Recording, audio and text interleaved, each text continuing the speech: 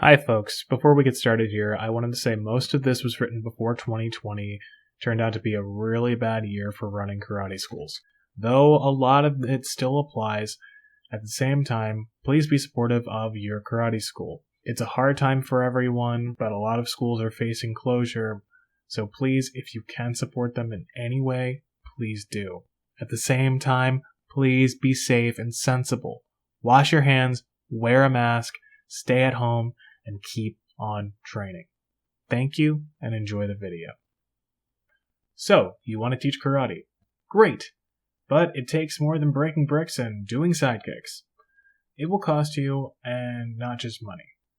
Teaching in general is a difficult profession to get into, and karate, even if solely pursued as a passion or hobby, once you start teaching, it becomes a full-time job, regardless if you're making money or not. What I'm going to talk about here is some of the unspoken costs of teaching karate.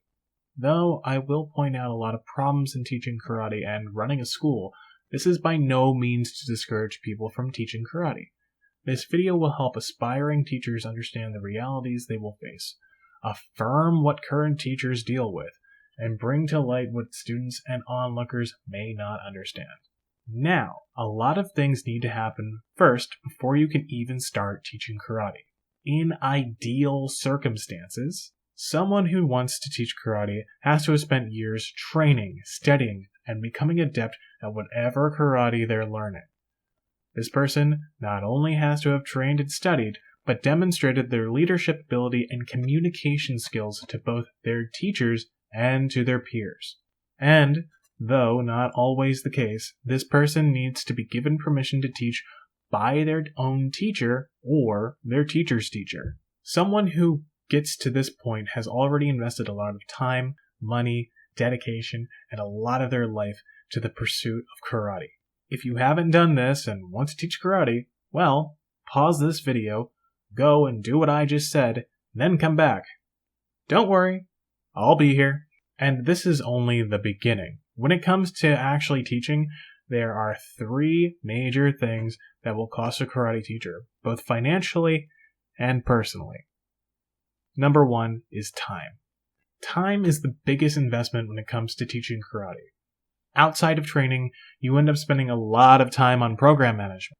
If you're trying to start a school, you need to take the time to research the area you will be teaching in, figure out your student demographics, where your students will be coming from, how you can actually attract students, and how much time you actually have on the floor with students. If you have any students to begin with, you need to get them on board with a certain time and hope they stick with that. Let's say you did all that. Now you need to actually schedule your classes. You need to respond to messages from potential and current students, have conversations with people about your classes, educating people about what you do and how you do it. And if you're seeking to have some income from karate, you need to advertise. Take the time to demonstrate your skill, demonstrate why your program is worth people's time and money. You need to take time to build a reputation, not only as a karate person, but as a respectable teacher. If you are teaching alone, you need to be at every class, which can range from a 3-month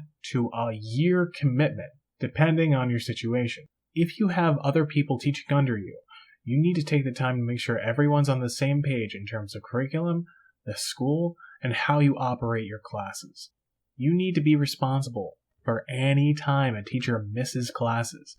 You need to be responsible for whatever mistakes or mishaps happen in class when you're not there. And worse, when your teachers or students do something wrong, you need to take time to deal with whatever situation arises in your presence or in your absence. This is a real investment you can expect to make, and depending on your situation, you might not be able to keep up with it all. Even though most people go into opening a karate school as a passion, it can end up being a full-time job that normally, at best, is a financial wash. Number 2 is space. You need space in order to teach karate. No two ways about it. Even those who teach privately normally do so at either their own home or their students' homes. Maybe this is as far as some people want to go, and if you have this situation, you're probably in a pretty good position to not need or want many students. But if you want to make the jump to an actual space, this largely depends on your startup capital and how well you can manage a space. And these things aren't on a black belt test. Maybe you're able to partner with a YMCA or community center type place. This can be very beneficial starting out, as it drastically lowers costs of starting. But this leaves you at the whim of others. Managers and owners of these places may be wonderful and great partners in achieving your teaching goals. Or they could be terrible. Attempt to overcharge you for space, not give you proper exploitations, and pull your program at the last minute for a silver sneakers class. What's important to remember in the case of partnering or even flat out renting space, and this is in a community center, church, or any other building, all these places are concerned with their bottom line at the end of the day. Even if you end up paying full rate out of pocket, they may see your presence in their space as less lucrative than other activities. Zumba or CrossFit could kick you out the door if the owners of the space think it's more lucrative. If you're ambitious and want a school that's wholly owned and operated by you, you need to get your own space. You need to have enough money to get a facility, either renting for a long time or even buying. Now, let's say you've gotten all your startup capital and you actually have that money. You need to fix up the facility.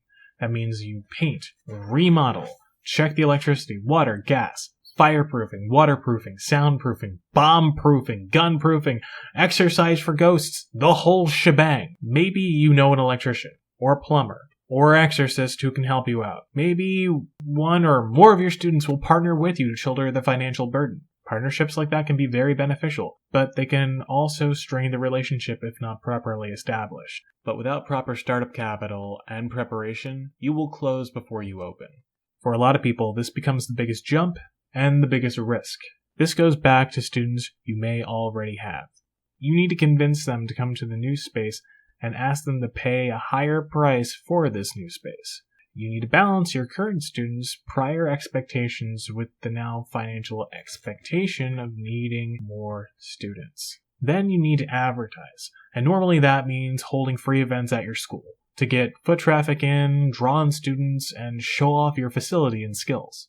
Now, let's say you have a school up and running. You have rented or even bought the space you're using. You now have the building's rent or mortgage to pay for, gas, electricity, water, cable, Wi-Fi, fire insurance, flood insurance, hurricane insurance, student insurance, teacher insurance, health insurance, and accidental decapitation and dismemberment insurance to cover month to month. And if you're in America, property taxes. And that's not even getting into equipment. Mats, bags, gloves, sparring gear, battling bobs, wooden dummies, makiwaras, first aid kits, bandages, ice, water, weapons, locker rooms, toilets, hand sanitizer, toilet paper, all the essentials when you have your own karate school. At this point, you're running a small business, and this is not what karate training prepared you to do. And for those unprepared for these realities, it can be draining more than just financially. This leads to number 3, integrity.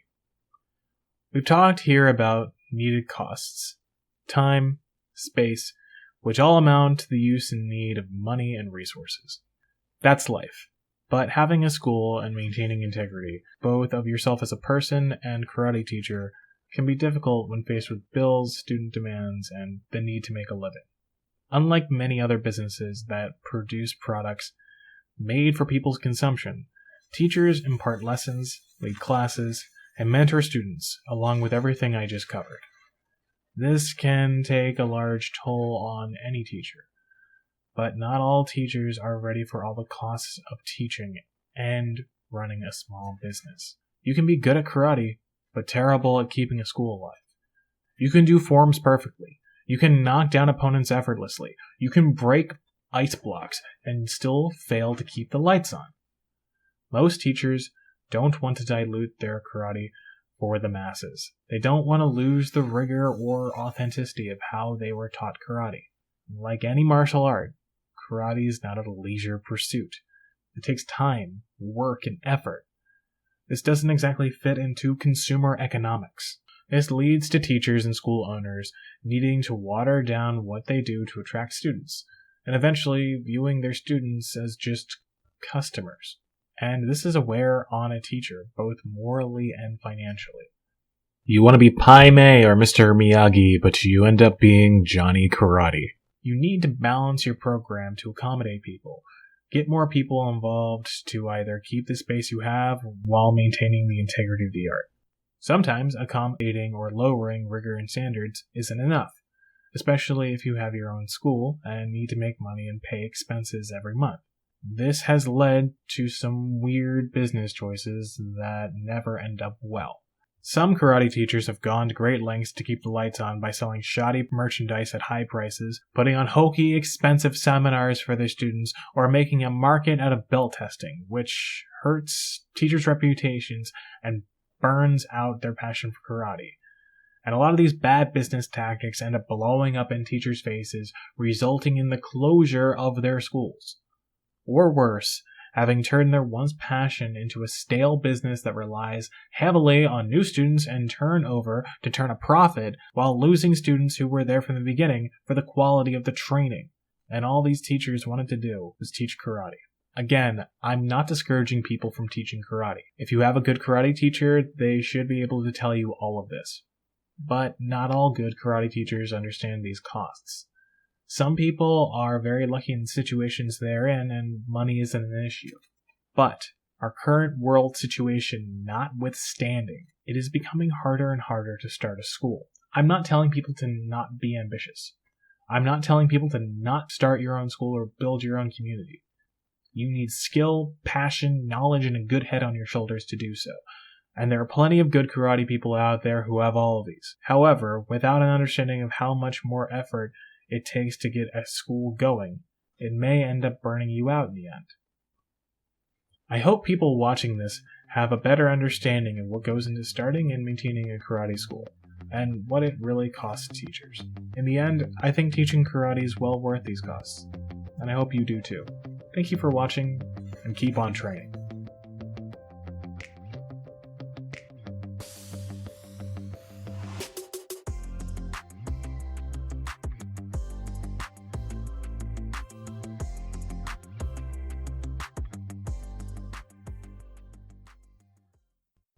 Number 2 is space. Because drinking coffee before recording is a great idea.